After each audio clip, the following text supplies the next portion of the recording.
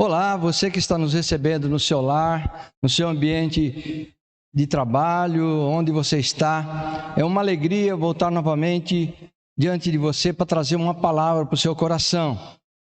Hoje vou trazer uma palavra de cura. Normalmente as igrejas se preocupam em trazer cura para aqueles que estão necessitados, enfermos. E com Cristo também era assim. A palavra de hoje é cura em Betesda.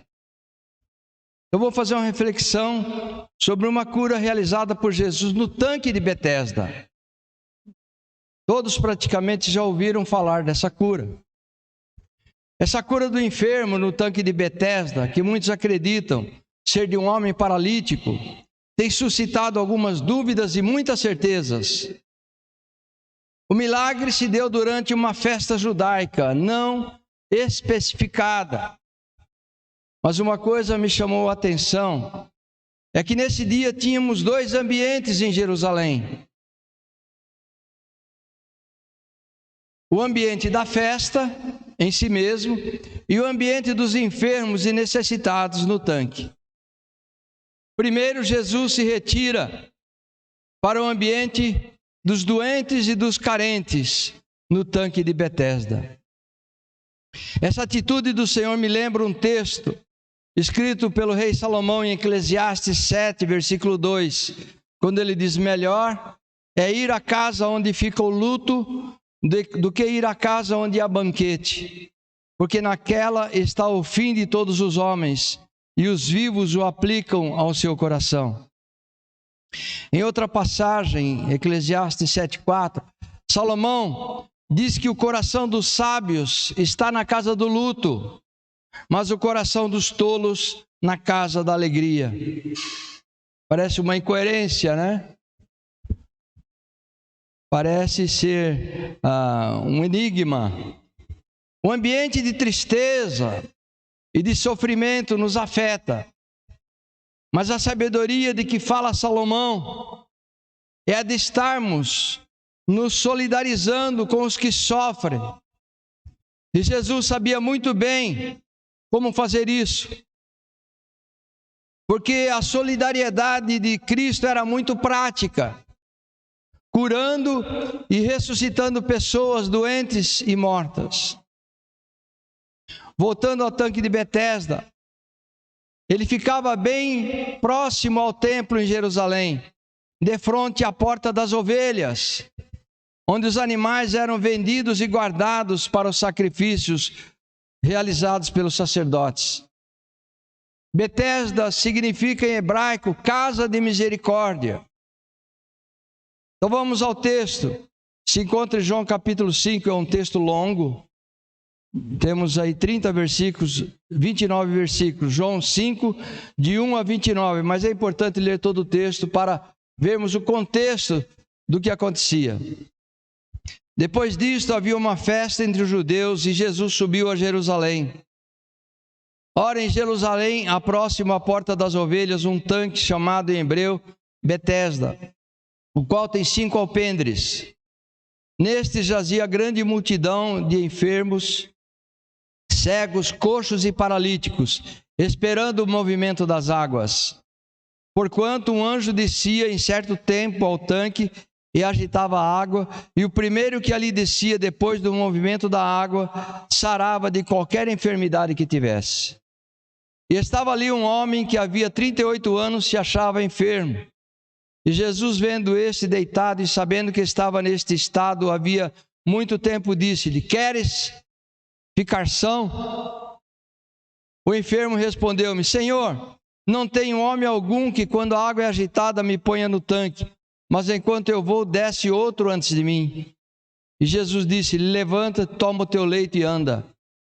Logo aquele homem ficou são e tomou o seu leito e andava, e aquele dia era sábado. Então os judeus disseram àquele que tinha sido curado: é sábado, não te é lícito levar o leito. Ele respondeu-lhes: aquele que me curou, ele próprio disse: toma o teu leito e anda. Perguntaram-lhe, pois, quem é o homem que te disse: toma o teu leito e anda? E o que fora curado não sabia quem era, porque Jesus havia se retirado em razão de naquele lugar haver grande multidão. Depois Jesus encontrou no templo e disse-lhe: eis que já estás curado, não peques mais, para que não te sobrevenha coisa pior. E aquele homem foi e anunciou aos judeus que Jesus era o que o curara. E por esta causa os judeus perseguiram a Jesus e procuraram matá-lo, porque fazia estas coisas no sábado. E Jesus lhes respondeu: meu Pai trabalha até agora, e eu trabalho também. Por isso, pois, os judeus ainda mais procuravam matá-lo, porque não só quebrava o sábado, mas também dizia que Deus era seu próprio Pai, fazendo-se igual a Deus. Mas Jesus respondeu e disse-lhes: na verdade vos digo que o Filho por si mesmo não pode fazer coisa alguma, se eu não vir o Pai fazer. Porque tudo quanto ele faz, o Filho o faz igualmente. Porque o Pai ama o Filho e mostra-lhe tudo o que faz. E ele lhe mostrará maiores obras do que estas, para que vos maravilheis. Pois assim como o Pai ressuscita os mortos e os vivifica, assim também o Filho vivifica aqueles que quer. E também o Pai a ninguém julga, mas deu ao Filho todo juízo, para que todos honrem o Filho como honram o Pai. Quem não honra o Filho, não honra o Pai que o enviou. Na verdade vos digo que quem ouve a minha palavra e crê naquele que me enviou, tem a vida eterna e não entrará em condenação, mas passou da morte para a vida. Em verdade vos digo que vem a hora, e agora é, em que os mortos ouvirão a voz do Filho de Deus, e os que a ouvirem viverão. Porque como o Pai tem a vida em si mesmo, assim deu também ao Filho ter a vida em si mesmo, e deu-lhe o poder de exercer o juízo, porque é o Filho do homem. Não vos maravilheis disto, porque vem a hora em que todos os que estão nos sepulcros ouvirão a sua voz. E os que fizerem o bem sairão para a ressurreição da vida, mas os que fizerem o mal para a ressurreição da condenação. A primeira dúvida que surge é se realmente existia um anjo que agitava as águas do tanque, ou se isso era apenas uma lenda. O texto narra que nesse local existiam muitas pessoas sofridas, com várias doenças, sendo coxos, quer dizer, pessoas com problema nas pernas, cegos e paralíticos. O detalhe mais interessante dessa narrativa bíblica é o motivo que levava essas pessoas a estarem ali naquele lugar, conforme descrito em João 5, versículo 4. Esperando que se movesse a água, porquanto um anjo descia em certo tempo, agitando-a, e o primeiro que entrava no tanque, uma vez agitada a água, sarava de qualquer doença que tivesse. Então existia uma forte crença de que um anjo fazia um certo movimento naquelas águas, e o primeiro que entrasse nelas seria curado de qualquer enfermidade. Boa parte dos manuscritos mais tradicionais não consideram João 5,4, esse texto que eu acabei de ler, sobre o movimento das águas por um anjo. Não o consideram como texto, parte do texto original dos escritos do apóstolo João. Só alguns textos menos antigos é que mencionam João 5,4. Inclusive, algumas dessas passagens, desses manuscritos trazem esse versículo entre colchetes. Algumas traduções trazem João 5,4 entre colchetes, para que fique bem claro isso. No entanto, esse trecho aparece em alguns textos antigos, De qualquer forma, esse é um trecho da Bíblia que é considerado em diversas traduções que nós temos. Por isso, vamos considerá-lo como parte da Bíblia em nossa análise. Além disso, não podemos esquecer que o doente menciona de fato a Jesus que a água era agitada no versículo 7, que pertence a todos os textos, mesmo os mais antigos. Então, provavelmente, João 5,4 foi acrescentado pelos escribas que traduziam o texto para explicar a agitação mencionada pelo doente no versículo 7. Sendo assim, podemos levantar pelo menos duas hipóteses A primeira hipótese seria que realmente no tanque de Betesda havia essa ação de um anjo, de tempos em tempos, agitando a água, e que as pessoas da época até mesmo conheciam as pessoas que haviam ali sido curadas. Fato não narrado no texto bíblico, mas possível. Por isso havia a crença forte de que haveria a possibilidade desse anjo aparecer ali em determinado momento e curar alguém. Isso explicaria, no mínimo, a quantidade de pessoas que estariam ali buscando essa bênção. Se esse for o caso, o apóstolo João faz esse registro porque acreditava nessa história. Ele achava plausível que um anjo pudesse realizar aquele movimento ali para curar pessoas, como era a crença geral. Porém, a segunda hipótese é de que essa história de que um anjo descia no tanque de Betesda e agitava as águas era uma crendice popular, que de tantas vezes que fora repetida, acabou se tornando algo realmente crido pelas pessoas. E aqui nós lembramos um ditado muito atual, né? Uma pessoa, ela mente tanto que ela acaba acreditando na sua mentira. E baseados nessa crendice popular, até mesmo o movimento da água feito pelo vento poderia ser interpretado como sendo um anjo chegando ali. Sabemos que isso não é difícil de acontecer, pois temos diversas dessas crendices populares hoje em dia em nosso mundo. Isso explicaria a esperança que fazia com que várias pessoas ficassem ali aguardando o tão sonhado dia que nunca chegava. Talvez esse movimento de pessoas ali gerasse lucros para algumas pessoas que poderiam explorar o local de alguma forma, né?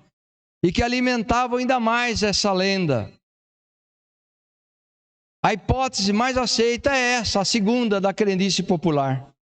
Porém, considerar que o fato era uma crendice popular nos leva a questionar por que algo que era apenas uma lenda e que não acontecia de fato foi registrado na palavra de Deus, já que a Bíblia é inerrante. A resposta a essa pergunta é que muitas passagens da Bíblia são descritivas, ou seja, elas estão descrevendo algo como aconteceu e não fazendo um juízo de valor se aquilo era certo ou errado. Ou seja, o autor, o apóstolo João, estava contando a história como ela aconteceu, sem escrever qualquer julgamento sobre ela, se era falso ou verdadeiro o fato, pois o foco do apóstolo João era outro. O fato é que essa informação sobre se havia ou não um anjo que descia as águas do tanque de Betesda não é o foco principal da narrativa de João. Porque o ponto mais importante que ele queria expor era mais um grande milagre de Jesus, que foi apresentado como o Senhor Todo-Poderoso, capaz de curar doenças incuráveis e capaz de restaurar a esperança perdida de um homem que sofria há 38 anos de uma paralisia. E que não tinha ninguém que o colocasse naquela água. E, portanto, não tinha esperanças de uma mudança positiva em seu corpo, em sua vida. A esperança em Cristo é a única esperança que pode realmente nos trazer resultados e nos curar. Inicialmente, Jesus pergunta àquele homem que tinha algum problema nas pernas: você quer ficar curado? A resposta do homem, para nós hoje, é surpreendente. Veja o que ele responde em João 5,7. Então o enfermo respondeu-lhe: Senhor, não tenho homem algum que, quando a água é agitada, me ponha no tanque, mas enquanto eu vou, desce outro antes de mim. O foco daquele enfermo era: não tenho homem algum. Se aquele paralítico soubesse quem estava diante dele, teria reagido de forma diferente, pois ele não estava apenas diante de homem algum, mas ele se encontrava diante do Filho do Homem. Nos nossos dias, também temos pessoas em busca de algum homem para satisfação de suas necessidades, em busca de um profeta moderno, em busca de um pastor carismático, em busca de uma cesta básica ou de um vale-gás do governo, quando deveriam clamar como fez o rei Davi no Salmo 60, versículo 11: dá-nos auxílio na angústia, porque vão é o socorro do homem. Diferente dos salmos que focalizam a situação particular de Davi, o tom do Salmo 60 reflete o seu cuidado pastoral com o coletivo, com o rebanho de Israel. A nação sofria, mas agora estava se voltando para Deus e confiando na sua ajuda para vencer os seus adversários. Ao contrário do tempo do rei Saul, quando confiaram no braço do homem, pois Saul era forte, alto e bonitão, enquanto que Davi era franzino e baixinho, mas de uma fé inabalável no Senhor. O Salmo 46 diz, Salmo 46, 1: Deus é o nosso refúgio e fortaleza, socorro bem presente na angústia. Esse Salmo 46 é dedicado aos coraitas, de quem já foi falado aqui durante o reino do rei Jeosafá. Os coraitas eram descendentes de Corá, primo de Moisés, que liderou uma revolta contra Moisés, porém os seus descendentes eram cantores do templo, homens humildes, servos de Deus. Portanto, devemos ter em mente que somente o Senhor é o nosso socorro sempre presente, não o homem. Nós não precisamos do homem. A única coisa da qual precisamos para o milagre acontecer é a presença de Jesus. Ao cego, Jesus mandou que ele deixasse a capa para trás, mas para o paralítico ele mandou carregar o seu leito. Toda vez que ele olhasse para aquele leito, ele se lembraria de onde Jesus o tirou. Às vezes, precisamos também olhar para o nosso leito e nos lembrarmos de onde Jesus nos tirou. Quando olhamos de onde Ele nos tirou, da imoralidade, dos vícios, da depressão e das ilusões, das falsas ilusões, só nos resta uma decisão: queremos seguir a Jesus. Os judeus perguntaram quem o tinha mandado carregar o leito para que fosse acusado de quebrar o sábado. No entanto, para Jesus, todo dia é dia de salvação e de cura. Jesus quebrou o sábado propositalmente para chamar a atenção dos líderes judeus, e ele estava bem ciente das consequências. Quando aquele homem foi perguntado quem o tinha mandado levar o leito e o curado, ele sequer sabia dizer quem é que o havia feito. Tem pessoas que recebem um milagre do Senhor e mal sabem quem Ele é. Isso aconteceu também com o paralítico. Por isso é preciso conhecermos a Deus e que prossigamos em conhecê-lo, como diz o apóstolo Paulo, porque conhecer a Deus é ter intimidade com Ele. Quem não conhece a Deus não tem intimidade com o Senhor. E a palavra conhecer, quando se trata no relacionamento entre o Senhor e seus discípulos, é um relacionamento tão íntimo quanto o de um casal tem dentro das quatro paredes de sua casa. Mais tarde, o ex-paralítico foi ao templo para agradecer a Deus pelo seu milagre. E lá ele se encontrou de novo com Jesus. Foi quando Cristo não perdeu a oportunidade para exortar aquele homem. Em João 5,14. Depois Jesus encontrou no templo e disse-lhe: eis que já está são, não peques mais, para que não te suceda alguma coisa pior.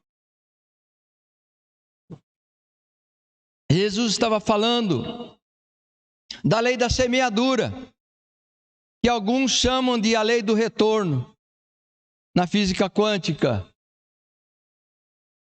Toda vez que semeamos coisas ruins, colheremos o mal em nossas almas e em nossos corpos. Quando eu me alimento mal, com enlatados ou com embutidos, ou quando bebo em excesso bebidas alcoólicas ou muito açucaradas, o meu corpo vai pagar um alto preço. Ou também quando me cerco de pessoas tóxicas, negativas ou maldosas e vingativas, certamente em algum momento elas vão amargurar a nossa alma. Vou aproveitar aqui para dar uma palavra sobre finanças. Vocês sabem muito bem que nós, nossa igreja, não pedimos dinheiro para ninguém, porque confiamos que o Senhor supre as necessidades do corpo de Cristo. Porém, se você é uma pessoa que não contribui na obra de Deus, você está semeando pobreza na tua vida.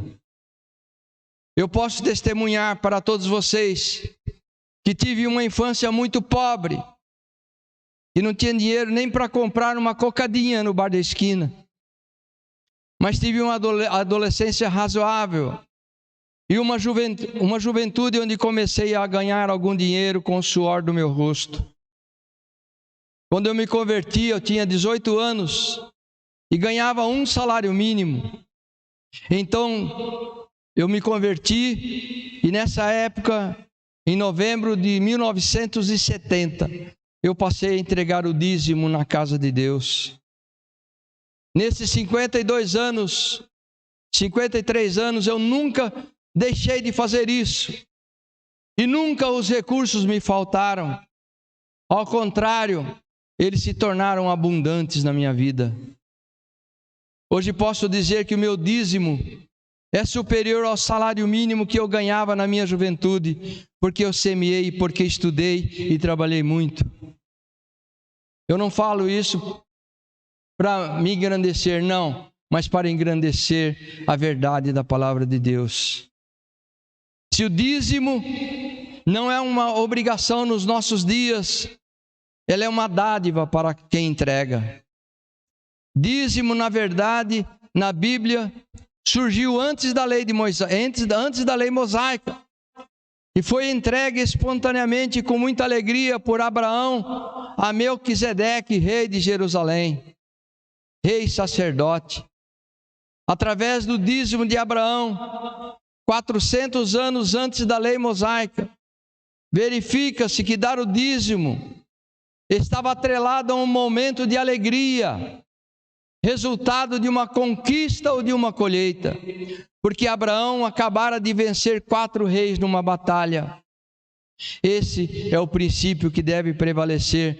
Nós damos o dízimo porque é um momento de alegria, um momento de conquista, de uma colheita. Quantas pessoas passam num concurso público e depois se esquecem de entregar uma parte para o Senhor?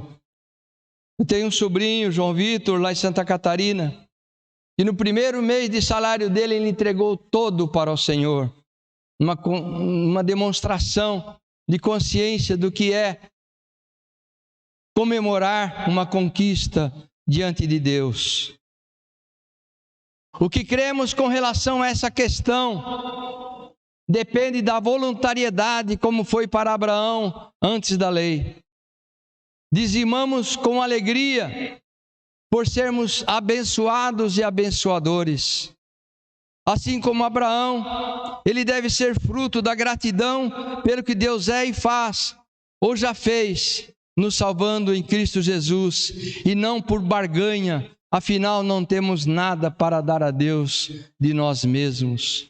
Infeliz é aquele pastor ou aquele líder que telefona para a casa de alguém, de algum discípulo, para cobrar a entrega de dízimo. Nos capítulos de 2 Coríntios 8 e 9, Paulo deixa claro que a contribuição cristã é uma graça, decorrente da graça de Deus em nossa vida, não de promoções ou de pressões. Paulo dá os princípios para o cristão ofertar de maneira bem simples. Ele faz referência às igrejas da Macedônia, que eram financeiramente pobres, mas possuíam grande alegria e generosidade em dar. A pobreza das igrejas da Macedônia não era uma fantasia. Paulo disse que eles viviam em meio à mais severa tribulação e em extremíssima pobreza. A Macedônia era a região mais pobre da Europa e mais pobre do mundo naquela época.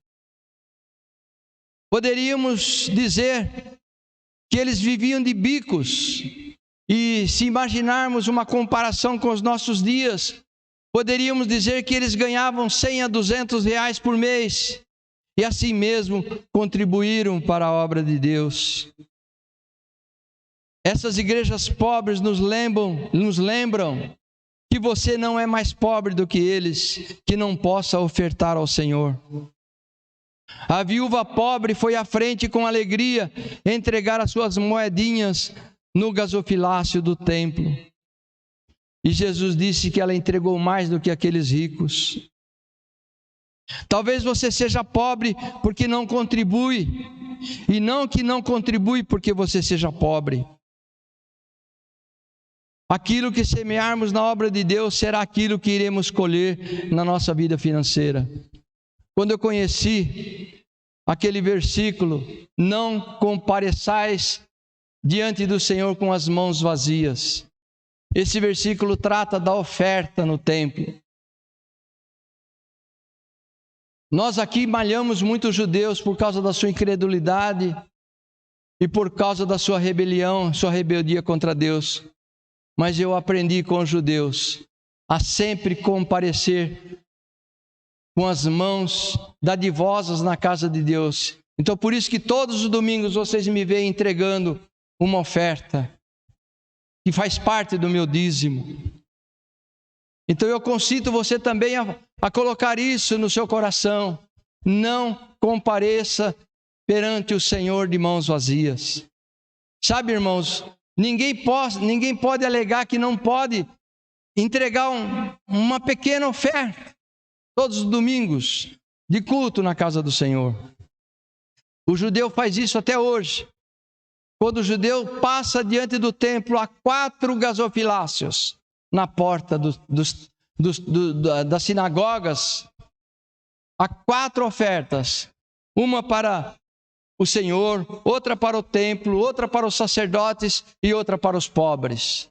E os judeus, tem judeu que chega e coloca oferta nos 4 gasofilácios. Isso nós podemos imitá-los. Outro assunto que nos chama a atenção é a hipocrisia dos fariseus. Os versículos 9, 10 e 11 desse capítulo 5 dizem assim: logo aquele homem ficou são e tomou o seu leito e andava. E aquele dia era sábado. Então os judeus disseram àquele que tinha sido curado: é sábado, não te é lícito levar o leito segundo a lei de Moisés. Ele lhes respondeu: aquele que me curou, ele mesmo disse: toma o teu leito e anda. Os judeus valorizavam mais o sábado que uma cura, porque desconheciam a misericórdia de Deus e desconheciam o espírito do sábado. Em Marcos 2:27, o Senhor disse-lhes: o sábado não foi feito por causa do homem, e não o homem por causa do sábado. Em outras palavras, o homem é maior que o próprio sábado e é mais importante que o Shabat judaico. É preciso lembrar que, como judeu, Jesus observava a lei do sábado. Na sua vida profissional como carpinteiro, ele sempre descansou no sábado, porque senão ele não teria subsistido em Nazaré, uma pequena vila onde todos se conheciam. A verdadeira questão para nós se encontra em Mateus 12, versículo 8. Porque o Filho do Homem até do sábado é Senhor. Eu vou repetir, Mateus 12, 8. Porque o Filho do Homem até do sábado é Senhor. Se Jesus é Senhor do sábado, ele podia fazer o que ele quisesse no sábado, inclusive curar um paralítico. Se os judeus reconhecessem em Jesus o seu Messias, eles teriam aprendido essa lição. Da mesma forma, veremos em João 5:22. Além disso, o Pai a ninguém julga, mas confiou todo o julgamento ao Filho. Amados, Deus confiou todo o julgamento ao Filho, porque, como Messias, Jesus tinha o dever de julgar. Na eternidade, eu lembro que na eternidade não existia um pai e filho, mas apenas o Criador e a Palavra. Porém, no tempo da graça, Deus e a Palavra somente passaram a receber a designação de pai e filho com a encarnação do Verbo. Então preste atenção, nem na eternidade e nem na antiga aliança, no tempo dos profetas, existiam a qualidade de pai e filho, mas apenas do Deus Criador e da Palavra, o Verbo divino. Apenas quando Jesus nasceu de Maria, é que então o Pai, o Deus Criador se torna Pai e a Palavra, o Verbo divino, se torna Filho. Lembro do Salmo 2, né? Tu és meu filho, eu hoje te gerei, diz os Salmos. Então Jesus diz que o Pai confiou todo o julgamento ao Filho. Na verdade, os judeus creem que o Messias irá julgar as nações. Eles só não creem que Jesus seja esse Messias. O julgamento de Cristo não é como o julgamento dos homens, porque os homens julgam segundo a vista, segundo as aparências, mas Jesus julga segundo a reta justiça e não pode ser influenciado por sentimentos humanos ou por aparências externas quando ele julga. É por isso que ele diz que o seu julgamento é justo. Em João 5, versículo 30. Eu não posso de mim mesmo fazer coisa alguma. Como ouço, assim eu julgo. E o meu juízo é justo, porque não busco a minha vontade, mas a vontade do Pai que me enviou. Amados, a obra de Deus é esta: crer no enviado de Deus, conforme João 5, 23 e 24 diz: para que todos honrem o Filho como honram o Pai. E quem não honra o Filho, não honra o Pai que o enviou. Na verdade vos digo que quem ouve a minha palavra e crê naquele que me enviou tem a vida eterna e não entrará em condenação, mas passou da morte para a vida. Ao rejeitarem o Messias enviado por Deus, os judeus desonram o Filho de Deus e isso lhes custa o reino dos céus. Mas aquele que recebe a Cristo e crê na sua palavra será salvo. Crer, só crer apenas não basta. Não fique surpreso com isso, porque crer e perseverar crendo na palavra de Cristo, eis os dois requisitos para a salvação.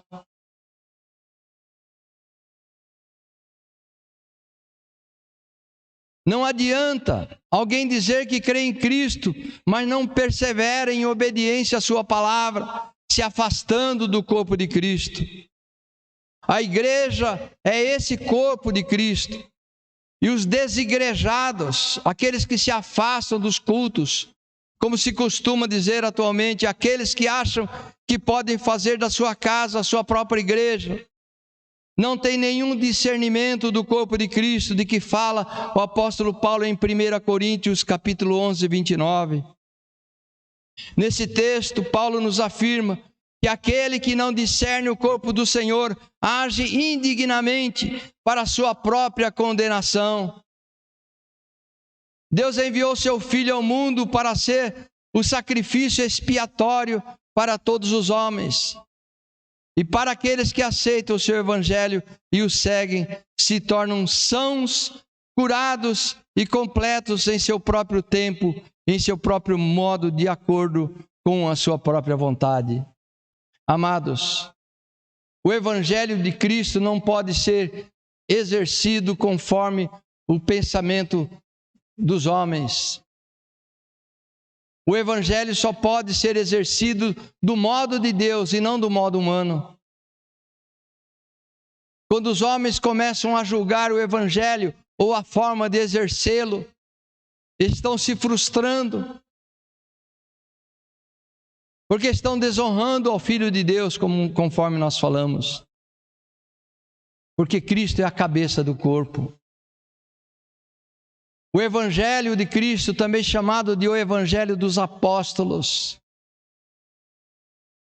são as escritas mais singulares que podemos encontrar nesta terra.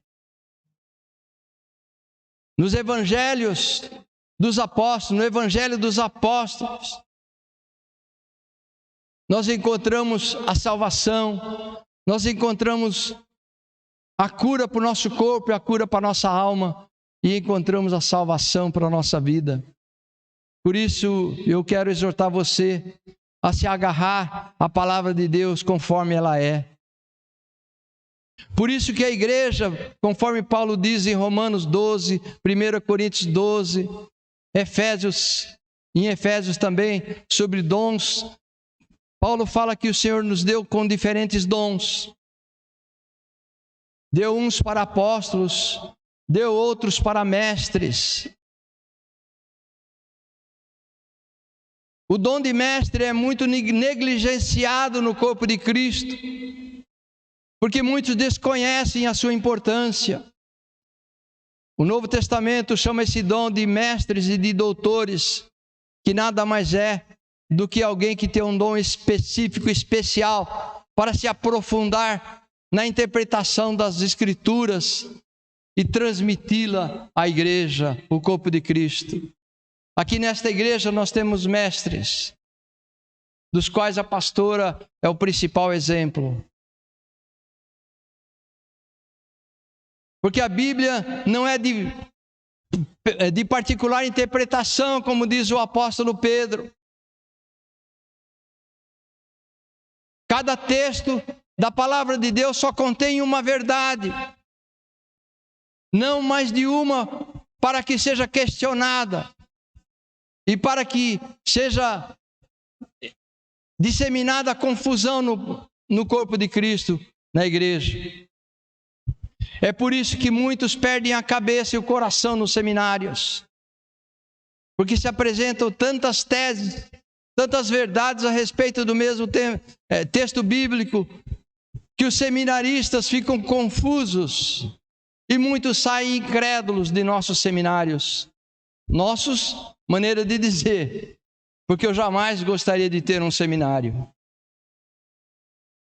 Eu creio que obreiros e pastores, missionários e mestres, dons de cura e de milagres surgem na própria igreja. E cabe à igreja ensinar e julgar as profecias, ensinar e julgar as curas e milagres, ensinar e batizar as pessoas. Primeiro, batizar na morte e ressurreição de Cristo, que é o batismo mais importante que existe, porque o batismo nas águas é apenas uma expressão exterior do que simboliza o batismo na morte e ressurreição do Senhor Jesus. Porque quando cremos nele, quando confiamos nele, quando a ele entregamos a nossa vida, então é que nós somos batizados na morte de Jesus. Quando então nós nascemos de novo. Enquanto que Adão é cabeça de homens carnais, e quem caminha no caminho largo da perdição é porque ainda não conheceu a Cristo. Está caminhando no pecado original de Adão, que foi a morte, quando desobedeceu a Deus. Quando Adão comeu do fruto da árvore do conhecimento do bem e do mal, ele rompeu a comunhão com Deus, apagou a sua comunhão com o Senhor. Porém, quando o segundo Adão, o último Adão veio, Cristo, o caminho estreito, abriu o caminho para nós, Porque enquanto Adão era desobediente, Cristo era o obediente. Enquanto que por Adão entrou a morte no homem, por Cristo entrou a vida. Por isso que devemos expressar a nossa fé e honrar o Filho de Deus que morreu naquela cruz para nos salvar. A morte dele foi obediência completa e total ao Pai. Por isso eu quero, nessa manhã, como sempre fazemos, comemorar a morte e ressurreição do Senhor através do nosso louvor e da nossa adoração. Por isso que estamos sempre juntos para adorarmos e louvarmos ao Senhor. Que você compreenda isso, meu amigo, você que é um desigrejado, você que está afastado da igreja, saiba que você está em pecado, porque você está em desobediência, porque você não está discernindo o corpo de Cristo, e por isso você pode se considerar melhor até do que muitas pessoas, e por isso você não quer se juntar ao rebanho do Senhor. Eu quero exortar a você, seja curado dessa amargura, peça perdão e volte-se para o Senhor enquanto você pode achá-lo, em nome de Jesus. Amém. Amém.